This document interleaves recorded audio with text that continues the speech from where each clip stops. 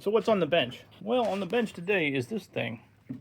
It's just kind of looks like a chunk of wood, really, but it's actually a chunk of rubber.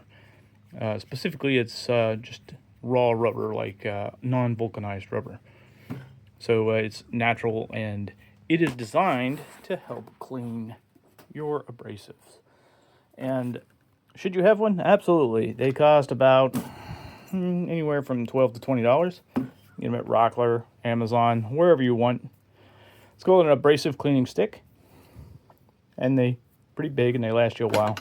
And what's it for? Well,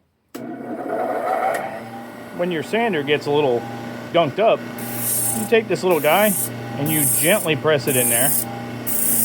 And the rubber is just hard enough to be abraded, but just soft enough to work into the grooves and cracks.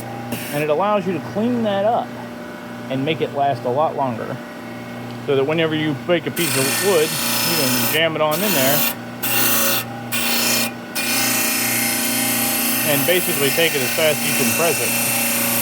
Like, the sandpaper will eat it up. And even though it's been clogged up pretty well, I can still go back through and clean it up most of the way. That's it. So what is that? That is an rubber abrasive cleaner.